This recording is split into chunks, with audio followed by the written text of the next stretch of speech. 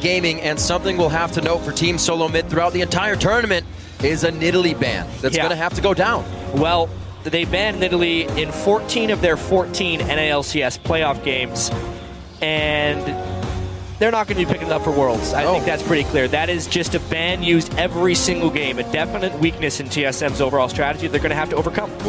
Yeah, and it's an absolutely needed one because Freddy would quite happily pick that up.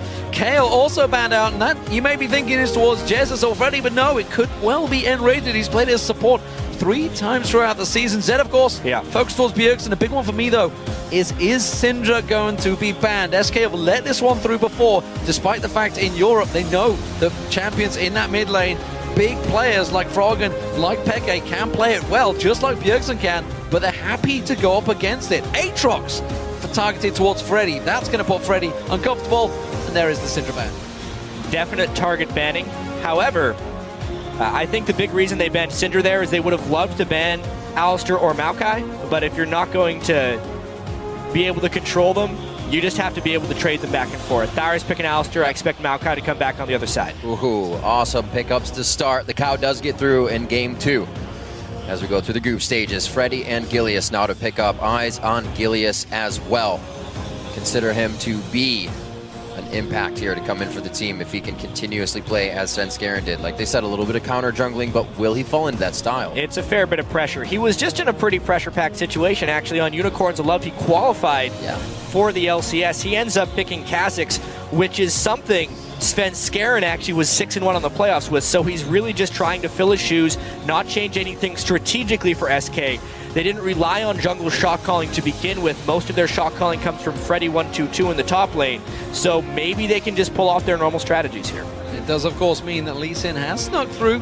17 bans against him. Amazing in that mid lane. Of course, back in the Copenhagen Wolves in Europe Spring, he was one of those top champions as well. So he's managed to rock this champion throughout the entire season, be it in Europe or North America. And against the European team, it should work well for him. Alongside him, of course, Nami picked up for Lustboy, someone that's come in for TSM and absolutely done incredible things. Yeah, no surprises on TSM side, just picking the big-time champions. A surprise on the SK side, though. Yeah. Locking down the Sona. Very nice coming in for N-rated. They said he's got a biggest champion pool bigger. All right, so we've seen a little bit of Sona play. It's been patchy throughout. Some Chinese teams are actually playing it. LGD Gaming. Obviously, N-rated is also a type of person who used to rely on Sona occasionally. It is the new Sona updated. If they're able to group up and if TSM doesn't have a lot of AoE, it's a little better. However, they're playing it against Alistar, Nami, and then whatever else TSM decides to throw at them. It is a vulnerable pick in the laning phase, a squishy champion, but if Sona does get ahead, I very much respect her power. I'm not that surprised to see her at Worlds. I am surprised to see Mundo picked up instead of Maokai in that, so that's something that has switched across for Freddy. Going to see how that works out. Of course, Ari's still on the table, but we're going to wait to see whether these Yasuo does get locked in for Bjergsen. And of course, Wild Turtle on Tristana, no surprises. That team synergizes amazingly if they lock it in. Everybody can prep Bjergsen for the knockup of Last Breath, and it is locked in. A lot of top-tier picks coming from Team Solomid. One thing the TSM likes to do frequently, instead of counter-picking matchups, is to pick entire team comps.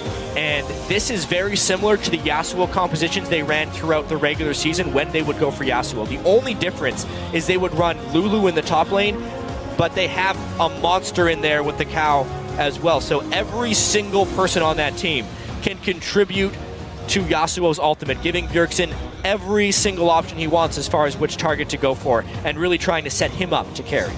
Going back to that Mundo, these only been once Freddy had played that the entire summer. So it's definitely a turnaround, and we wondered that with the bans coming in, the Nidalee, the Aatrox, targeted towards him. Has that put Freddy in an uncomfortable position? Dyrus up against him.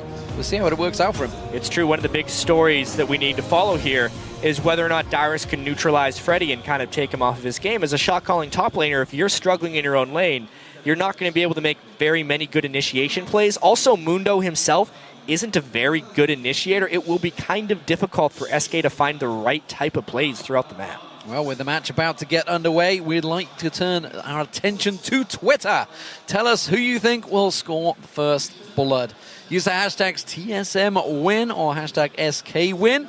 And of course, we'll send your tweets to @LoL Esports We'll check them out as we get the game underway. Here are the teams. Here are the champions. What do we think here? Well, a little bit of sustain in the bot lane is the one thing that I think.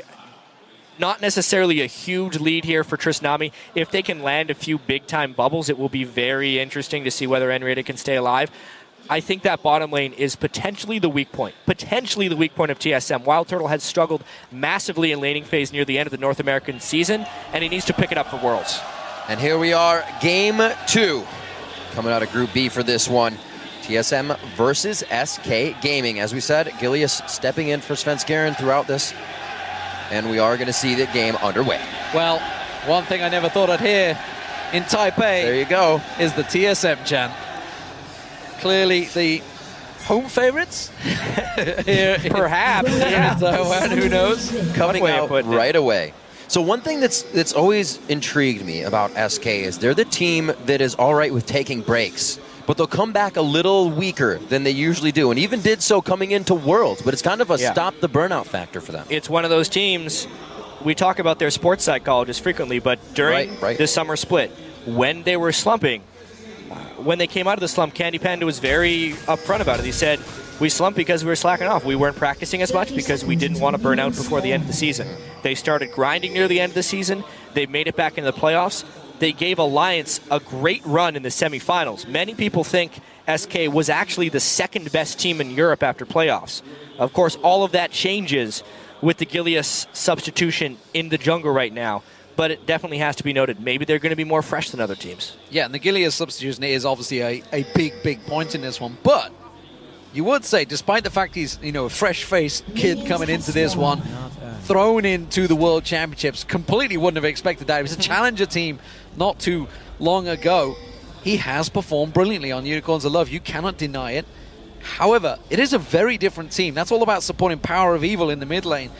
Can he do the same with Jesus? Jesus is a completely different player to Power of Evil. Power of Evil will carry games, and Gilius will support him. And I got to wonder, with Freddy being the shot caller, whether he's just going to pull him towards that top lane or maybe down the bottom. Well, you usually get the regular lane of Jesus kind of farming, being by himself. He didn't get a lot of attention from Svenskeren either. Yeah, hopefully for SK, they have enough confidence to let him make his own decisions. Because as soon as you start bossing a jungler around, you completely neutralize them as a player. Absolutely. So down the bottom, immediate aggression. Will we see some level 2 plays from either of these teams? TSM playing it cautiously. Back towards the tower. Candy Panda shoving the wave in alongside Enrated. It's been a long time since we saw Sona down in this bottom lane.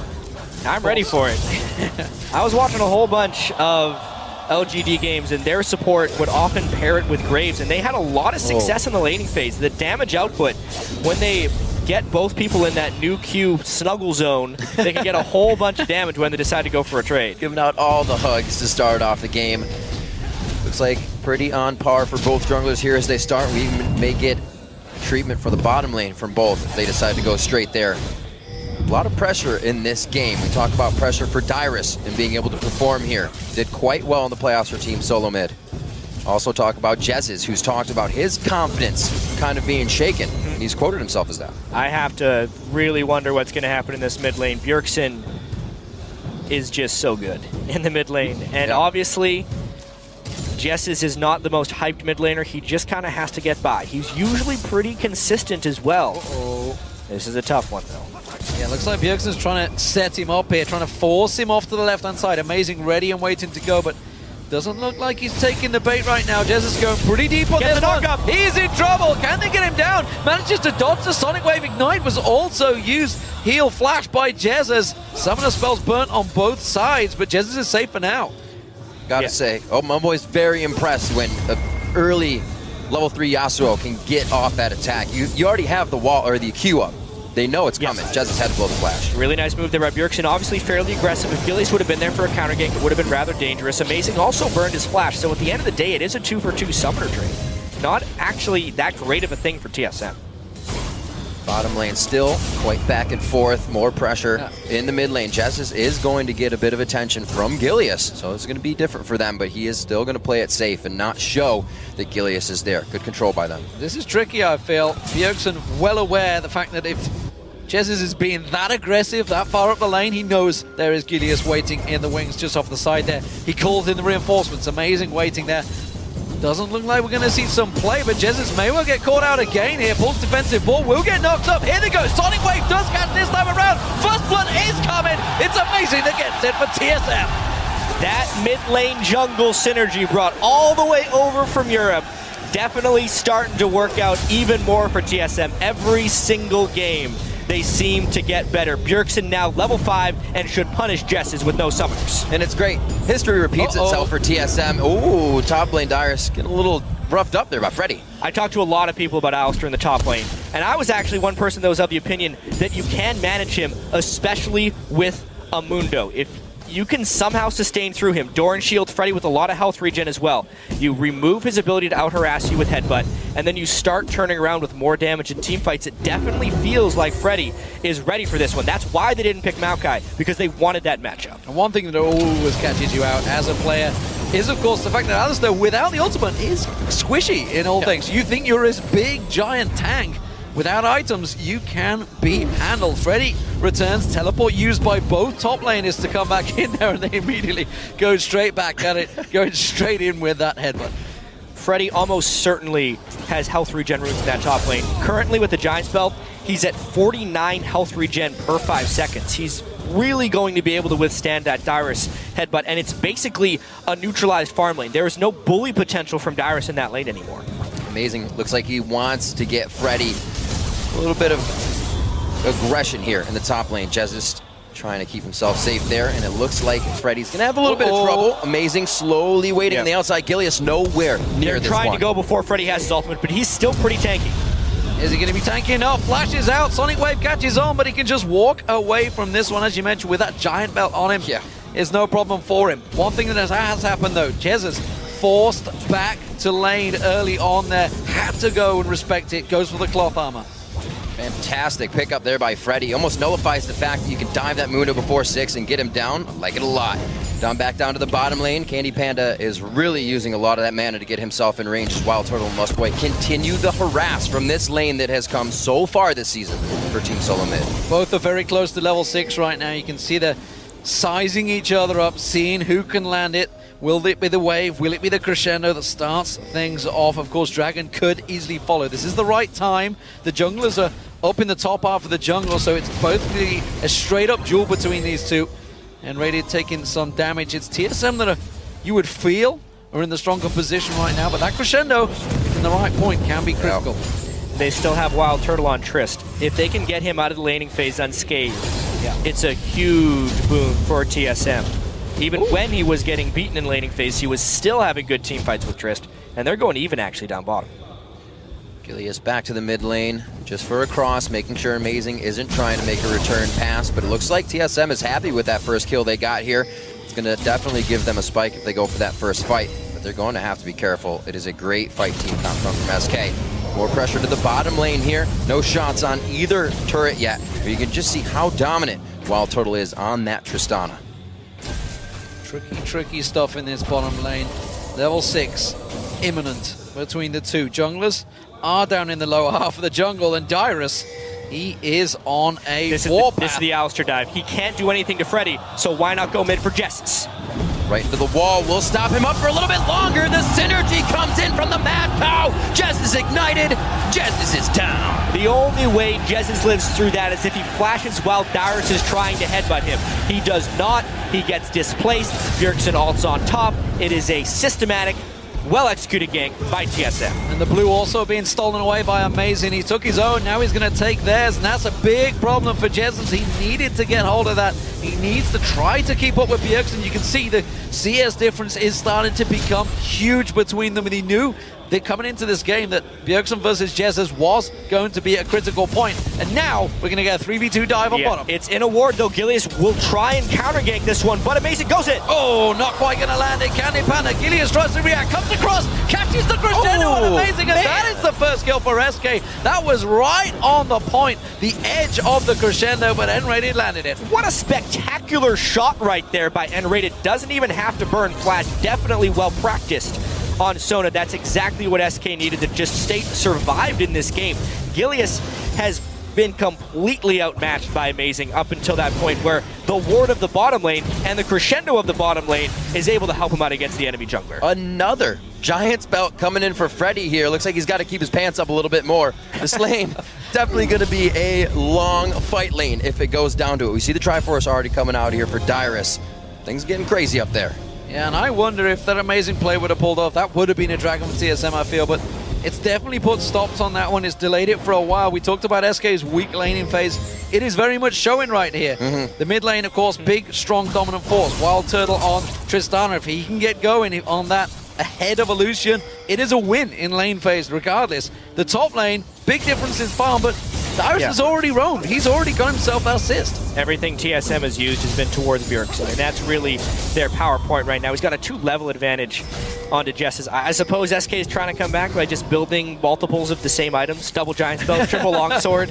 At this point, they're still in a little bit of trouble though, because Bjergsen is very powerful. Could be difficult. However, if Amazing continues to make aggressive plays, it will give them small windows to come back. Will he check the brush? Possibly not, but another ward goes down. They're pre-warding these to make sure they have consistent vision throughout the jungle. Gilius spotted out by that ward of TSM. There's the Cullen being used. Wild Turtle healed straight up by Lustboy.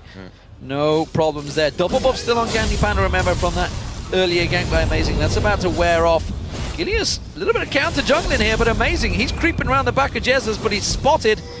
If this turns into a 2v2 of any kind, TSM would come out on top, which is why Jesus has to run away. However, Gilius gets a little bit caught. Wards everywhere, and they're going to be able to give some protection to Gilius. He's forced to flash over the wall. Tough game for him. He is getting warded out everywhere. It's going to be a tough series. He just got thrown into the World Championship, obviously, and he is struggling a little bit here. Even the wards they're placing on the top side that aren't seeing Gilius is alerting TSM of where he is on the map. If he hasn't crossed the top side, then he's in the bottom. Let's make a gank here. They're using everything to their advantage, and every lane seems to have a good one of that. Bjergsen is completely honed in right now as well, and because Amazing is just setting up camp right there, there's nothing SK can really do to come back here unless Bjergsen makes a mistake. He's completely landing all the skill shots, keeping the pressure up, and the ward coverage is immaculate around where he is right now. Yeah, completely manhandled. There is a ward spotting this one. They know that this dragon is going down. I don't think they're going to do anything about it other than get a timer. You see SK sneaking in, but immediately the call's been given. Back away. You're never going to get close to this one. Gilius was not there. So, first dragon, big objective for TSM. Gives them a fairly substantial gold lead. Just 12 minutes into this game. They're playing very well, very controlled, and it's kind of the way TSM always wants to play. They focus around Bjergsen so he can be a playmaker late game. And the biggest thing here is their bottom lane is actually winning. A lot of praises sung towards Team Solomid as they were boot camping a bit. Lustboy having great play throughout all that practice. And TSM has definitely changed a few things about their gameplay. Getting that aggressive early start, and it's really paying off. 13 minutes onto this one. Not much pressure from Gilius in this bottom lane, and Candy Panda and N-Rated have been at that turret the majority of the time. Jez has absolutely struggled in this mid lane. Still yet to get his hands on the blue buff. Nearly 30 CS behind on Bjergsen. Absolutely has been the focus, and why not? It's well known that he is the weak point of SK Gaming in that mid lane. Completely leaving the top lane alone. Dyrus and Freddy have been on the island untouched, and you know, it's a gigantic tank versus a gigantic tank, so no surprises. And we can see the overall gold lead here being about 2.5 thousand. 1,200 of that is in the mid lane. So it is just them absolutely picking on Jesses right now. And I think they're just going to continue this. There's nothing drastic that TSM needs to do. They need to continue to set up some ganks, obviously on Jesses. If they push him back far enough, then Bjergsen can begin roaming. But they're really just trying to work from the mid lane outwards towards the rest of the map. And Jesses is so piecing together his build. His spike will be so far away, trying to get a few items in there. And then Bjergsen coming out so strong already has to put in that Seeker's Arm guard. TSM once again towards the blue. Gilius able to figure it out. Looks like they get away nice and clean. This could well be the first claps we see. And the first big team fight, honestly. This blue buff, is it worth fighting over? TSM, little unsure on this one. They're buying time instead for the mid lane. They are going to give this one up. That means, or are they? Amazing tries to land it sneakily at the end there. Trying to force a smite, I think, from Gilius. They did use it. Jesus gets the blue though. Yeah, that was pretty much it. There's still a lot of pressure lost there by SK just to secure their blue buff. One thing I will say is even though SK is not buying a whole bunch of wards, they got pretty good value in the wards they are actually buying. Uh-oh. Oh, indeed. Everybody swarming the top lane here. Freddy They're using his ultimate early on this one, so it's going to be wearing off. Flashes it. They're getting what they want. Blocking the business there as he gets out. Buys time in the mid lane, though. We'll see whether they can push out or whether they're going to get punished for it. That's the question. Crescendo on the Wild Turtle. He's going to get locked up, but is it enough? Great disengage from Lost Boy. The wave, the Aqua Prison, everything lands, and TSM just walk away. Pretty sweet move there by N-Rated using Crescendo from the Fog of War, though. Definitely catching Wild Turtle a little bit out of position, but they're able to get out thanks to the fantastic play from Lost Boy. As we said, getting those praises sung, and he's showing it here on the stage as well, keeping consistent play up. That gold lead isn't getting much farther away, so SK has been able to stave off the advantage TSM has now, but Amazing is getting everything. Bjergsen's not needing blue buffs, he is getting big. Level 10 to Gilius' 9, still getting warded out in his jungle. TSM on a good path right now. One thing that has actually worked well for Jez is the fact that he's built into this.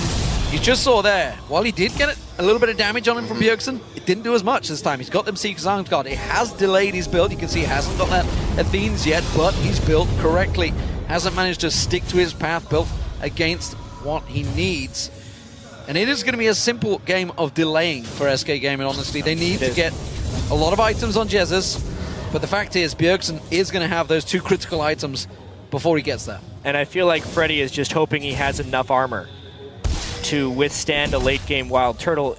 As far as TSM goes, especially with the Trinity Force Alistair, they are a full attack damage team. So armor stacking actually will work very well against them if they can get to reasonable levels of gold difference. At the moment, TSM is still outpacing them a little too quickly, but if this was an even gold game late and SK itemized appropriately with a lot of armor, they would actually have an item edge in that sense because their defensive items would be much more efficient. Such a spike right now coming in for Team Solomid. Gilius gets hit up. That's just the Shiv and the Q. A little bit of pain being delivered there. That can also come from Wild Turtle. These guys far and ahead on items, a minute on Dragon, and they're going to look to pressure that quite nicely.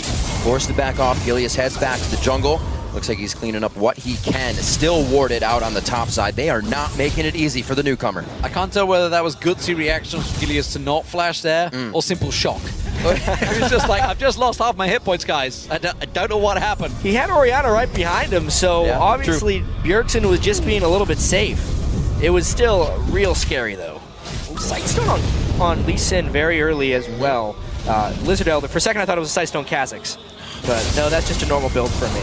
Gilius can't get next to a brush without getting hit. Jez Bjergsen getting his own ultimate in. Oh, the Sonic Wave doesn't quite hit, but the safeguard comes in. Whoa. He cleans it up with the last Q. What a slick move there by TSM. I thought they were leaving him a little bit extra alive, knowing he'd still have a shockwave to suck him back in.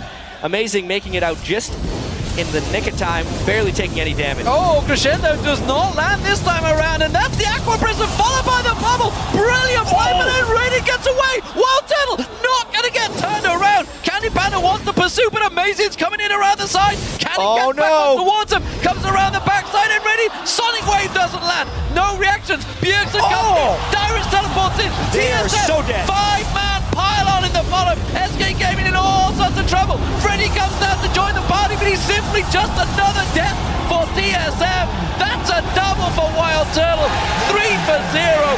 Fantastic play by TSM. Sometimes when you're under a turret, you just have to give up. At that point, the teleport was completely wasted. TSM had a monstrous advantage. There was no escape, and SK just makes matters worse. Wow! Gilius going down. Jez is in the wrong place at the wrong time, and the cow comes in to give him the what for. Picking up the dragon. This train is rolling down the tracks way too quick for SK. Something about TSM games, they play slow, they play slow, and then they explode. Seemingly kills all around the map. Obviously this one was a crazy, crazy fight. The shield surprising Wild Turtle at the last second, getting him low, but the collapse from TSM was just fantastic. Amazing gets in behind them. Almost the fact that he was missing these spells just made matters worse because it delayed the inevitable. Warding to allow Dyrus with the turret dive. Freddy, really bad teleport right there. Did not even have his ultimate, just teleported into dive. A 5-man dive with the damage reduction from an Alistair is easy pickings there for TSM. And honestly, I completely question why on earth they decided to engage Bjergsen back in that mid lane. When Gilius came back in, they already saw the damage he was doing. There's simply not enough ability power for Jesus to put that shield on and return the damage back to Bjergsen. Simple, easy double kill for him. And now, when a Yasuo is at 4-0-2, you have big problems. And Bjergsen as well, giving the shot caller lead in the game.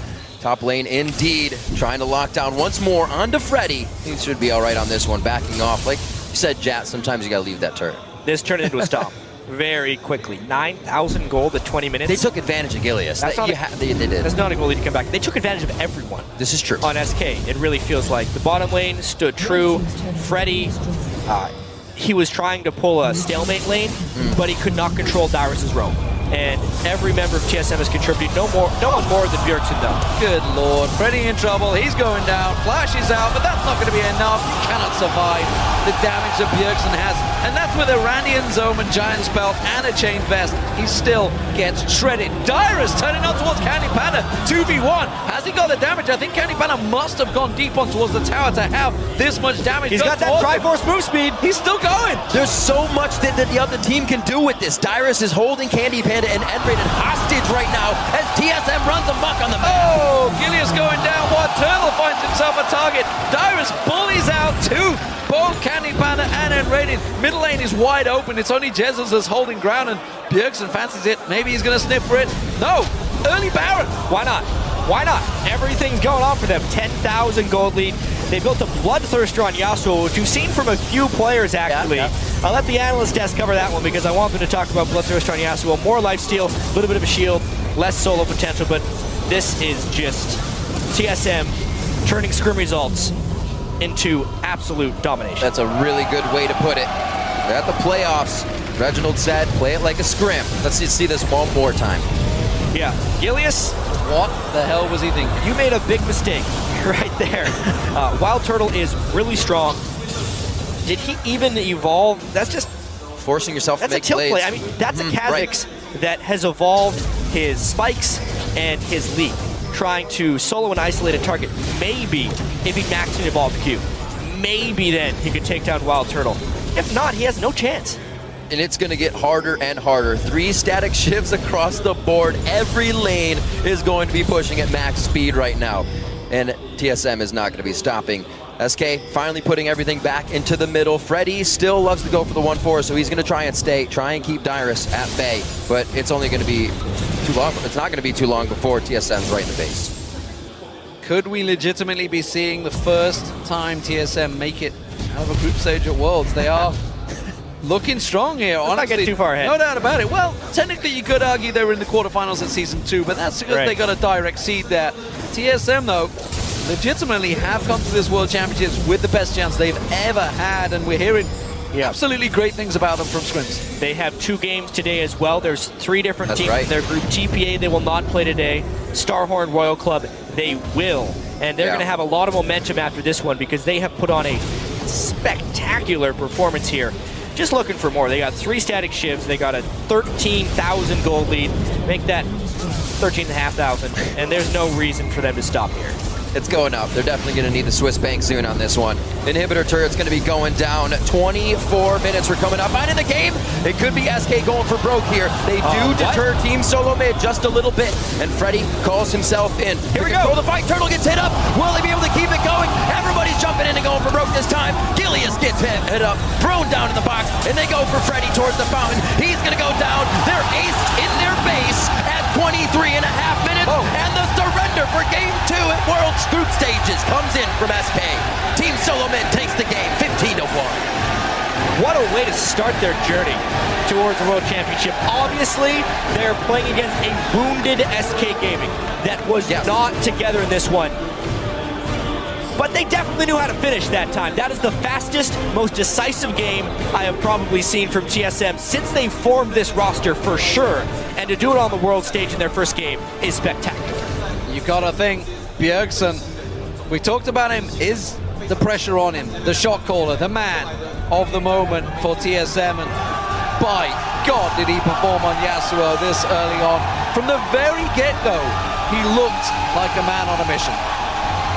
I don't even know how to finish this one because the game got out of hand so quickly. We were like 14, 15 minutes in, SK was doing all right. You know, they were just hanging around, thinking maybe Mundo can get to a point, and then it was over. I got to focus on the point that TSM adapted to that misplay so quickly. Amazing went in, and they didn't do it ever again. They didn't make a wrong call after that. They were in the game, and they were ready to just take the win. Knowing they had the advantage, TSM played as they usually do. Loco Doco coming around, the team says the 6th player of the team, and he's been paying off for him. Yeah, absolutely fantastic stuff. TSM coming in strong.